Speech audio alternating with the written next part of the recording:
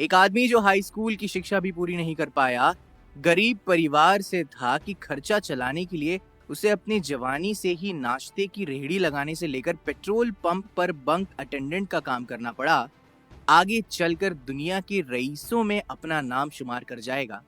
शायद कोई दीवाना ही ये सोच सकता है। ऐसा ख्वाब जो लोग आंखें खोलकर तो क्या बंद आंखों से भी नहीं देखते, उस ख्वाब को असलियत में तब्दील कर जाए। उसी इंसान को, उसी महापराक्रमी को और उसी दिमाग को आज ये दुनिया धीरूभाई अंबानी के नाम से जानती है। रिलायंस इंडस्ट्रीज के करता धरता जीवनदाता बिजनेस टाइकून धीरूभाई अंबानी। जिंदगी ने इनसे बड़ी कच्ची उम्र में बहुत कुछ छीन कर बहुत सारा तजुर्बा दे दिया, और उस गर्म खून की उम्र में पाया गया वो ज्ञान और कमाया गया वो तजुर्बा इन्हें इस लायक बना गया कि जब एक वृद्ध के तौर पर वो इस दुनिया को अलविदा कह गए तो उनकी संपत्ति का मूल्य 62,000 करोड़ रुपयों से भी ज्यादा था।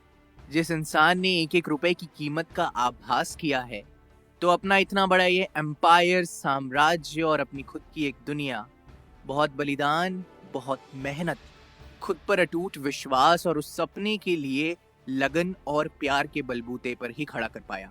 एक आम चेहरा जिसने हर एक गरीब को उम्मीद दी कि सफल होने के लिए पैसा नहीं, अपनी नीयत चाहिए। सफलता उन्हीं को मिलती है, उन्हीं को प्राप्त होती है जो उसके लिए रिस्क उठाने के लिए तैयार होते हैं। धीरूभाई ने हर बार साबित किया कि जोखिम लेना व्यवसाय का नहीं, आगे बढ़ने का मंत्र है। इनका जन्म 28 दिसंबर 1932 को गुजरात के जूनागढ़ के एक छोटे से गांव चोरावड़ में धीरजलाल हीरालाल अंबानी नाम से हुआ।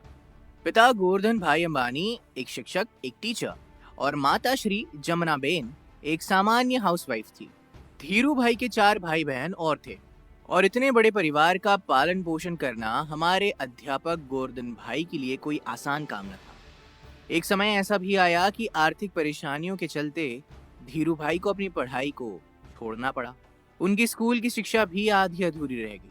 पिता की मदद करने के लिए धीरू भाई ने यूं ही छोटे मोटे काम करने शुरू कर दिए। लेकिन कोई भी इंसान सफलता के कदम रातों रात नहीं चूमता। हर एक सफलता के पीछे ढेरों असफलताएं छुपी होती है, ढेरों करवटें बदलने वाली रातें छुपी होती है। धीरूभाई अंबानी पर ये सारी की सारी बातें एकदम सटीक और खरी उतरती है, कोयले में तराशे हुए हीरे की तरह। पढ़ाई तो उन्होंने छोड़ दी, लेकिन उसके बाद सबसे पहले उन्होंने फल और नाश्ता वाश्ता बेचने का काम शुरू किया, लेकिन इसमें कुछ खास मुनाफा नहीं हुआ। फिर उन्होंने अपना दिमाग लगाया और गांव के पास ही एक धार्मिक पर्यटन स्थल पर, गिरनार जिसका नाम है, वहां पकोड़े बेचने का काम शुरू कर दिया। ये काम पूर्ण तरह आने वाले पर्यटकों पर निर्भर था, जो साल के कुछ समय तो अच्छा चलता था, बाकी समय इसमें कोई खास मुनाफा नहीं होता था। धीरू भाई ने इस काम को भी कुछ समय बाद बंद कर दिया। अपने बिजनेस में धीरू भाई को भी असफलताएं मिली। बड़े से बड़ा खिलाड़ी भी जीत का स्वाद हार के कई घूंट पीने के बाद ही चखता है। बिजनेस में मिली ये पहली 2 असफलताओं के बाद उनके पिता ने उन्हें नौकरी करने की सलाह दी, लेकिन नौकरी के दौरान भी बिजनेस। कैसे? धीरूभाई के बड़े भाई रमणीक भाई उन दिनों यमन में नौकरी किया करते थे।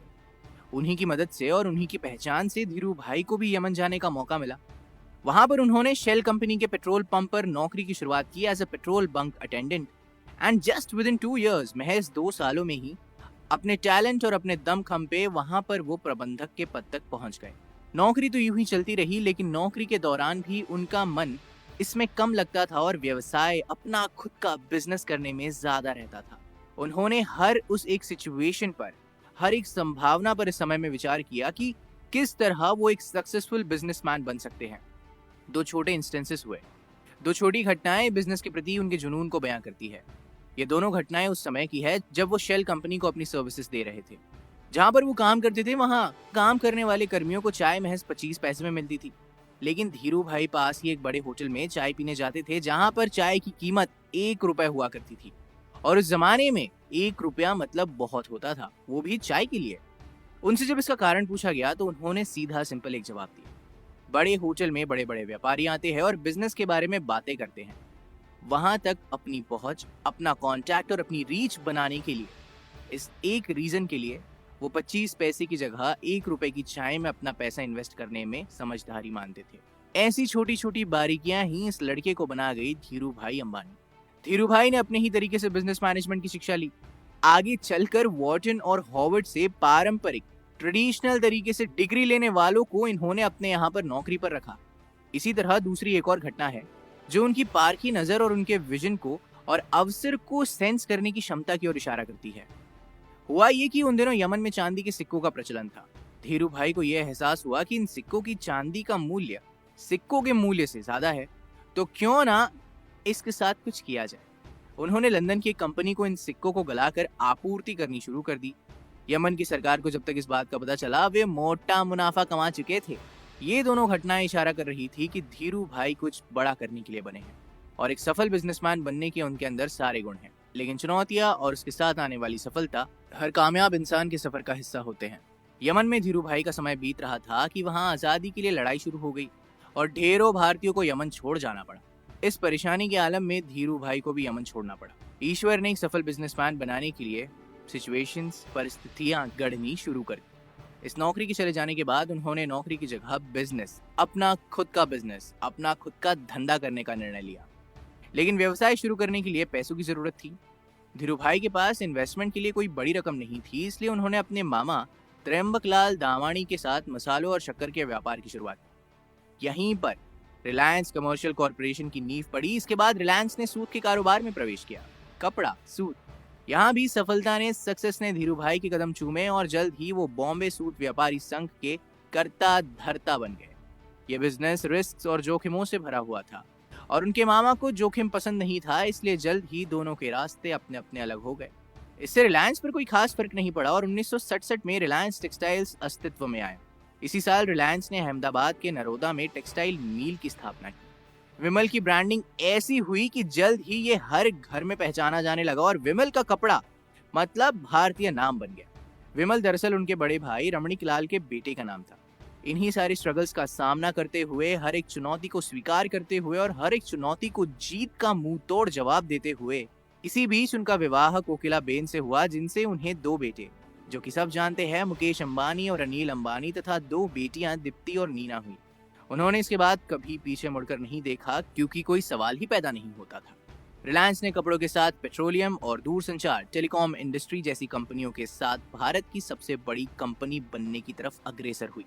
इन सब के बीच धीरू भाई अंबानी पर सरकार की कई नीतियों को प्रभावित करने और नीतियों की कमियों से, लूप होल से लाभ कमाने, प्रॉफिट कमाने के आरोप भी लगते रहे। उनके और नुस्ली वाडिया के बीच होने वाले बिजनेस घमासान पर भी बहुत कुछ लिखा गया है, क्योंकि जो इंसान जमीन से उठकर आसमान की ऊंचाइयों तक पहुंचता है, अगर उसे नीचे खींचने की कोशिश करोगे, उसे दबाने की कोशिश करोगे, तो जनाब वो तो हाथ पैर मारेगा ही, क्योंकि वो जानता है हर उस कदम का मोल, हर उस बोझ का मोल, हर उस पसीने का मोल जो उसने यहाँ तक रास्ता तय करने के दौरान बहाया था, और वो उसे किसी कीमत पर जाने नहीं देगा। अगर उनसे लड़ना है तो उन्हीं की तरह बनकर लड़ना है। लेकिन धीरू अंबानी एक है, अनेक नहीं। उनके जीवन से प्रेरित एक फिल्म बनाई गई, गुरु, जिसमें अभिषेक बच्चन ने काफी उम्दा काम किया। ऐश्वर्या राय ने उनकी पत्नी का किरदार निभाया। ये पिक्चर धीरू भाई अंबानी के जीवन को बहुत ही बेहतरीन तरीके से दर्शाती है और हम जैसे आम इंसानों को ये उम्मीद दिलाती है कि अगर सपने देखने की हिम्मत है तो उन्हें पूरा करने के लिए मेहनत करने की भी हिम्मत होनी चाहिए। और अगर आप अपने सपने से उतना प्यार करते हैं कि अगर वो पूरा ना हो तो आपकी जिंदगी का कोई अर्थ नहीं, तो आप बाय हुक और बाय क्रुक एंड डेफिनेटली अपनी मेहनत से उसे पा सकते हैं, कमा सकते हैं और लोगों के जीवन में फर्क ला सकते हैं। धीरू भाई अंबानी आगे बढ़े, लेकिन अपने साथ अपने अनगिनत शेयर होल्डर्स को भी आगे लेकर बढ़े। लोगों का घर परिवार चला, लोगों की बच्चियों की शादियां हुई, लोगों ने दुआएं दी और इसी कारण से धीरू भाई अंबानी आज हिंदुस्तान में वो नाम है जो है। अमिताभ बच्चन जब अपने खराब दौर से गुजर रहे थे तो उन्होंने उनका हौसला बढ़ाया और उनके लिए एक गुरु, एक बड़े भाई के रूप में सामने आए। ऐसी कीर्तिमान, ऐसी पर्सनैलिटी, ऐसा चरित्र धीरू भाई अंबानी का। लगातार बढ़ते बिजनेस के बीच उनका स्वास्थ्य थोड़ा खराब हुआ और 6 जुलाई 2002 को उनकी मृत्यु हो गई। मृत्यु के बाद उनके काम को बड़े बेटे मुकेश अंबानी ने संभाला और अब भी संभाल रहे हैं। और आने वाले 1000 सदियों तक, जब तक इस दुनिया में सूरज और चांद रहेगा, रिलायंस इंडस्ट्रीज का नाम रहेगा, क्योंकि ये नींव बड़ी जोरदार और बड़ी जबरदस्त डाली है मेरे भाई धीरू भाई अंबानी ने, और ये कोई तबाह नहीं कर सकता। धीरू भाई अंबानी आप जैसे और मुझ जैसे आम इंसानों में से उठा हुआ एक लड़का, जिसने सिर्फ एक सपना देखा था कि हिंदुस्तान की सबसे बड़ी कंपनी बनाऊंगा और लोगों को अच्छा जीवन जीने की उम्मीद दिलाऊंगा। सपना देखा, थोड़ी डेयरिंग की, बहुत रिस्क लिया और जी गया अपनी जिंदगी, मरकर भी हमारी यादों में अमर, बिजनेस गुरुज की किताबों में अमर। अगर किसी ने 5 मिनट दिए हैं तो 4.5 मिनट में सब कुछ खत्म करके चले जाना। 30 सेकंड प्रॉफिट, 30 सेकंड मुनाफा, यही होता है बिजनेस। ये हमें सिखाया धीरू भाई अंबानी ने।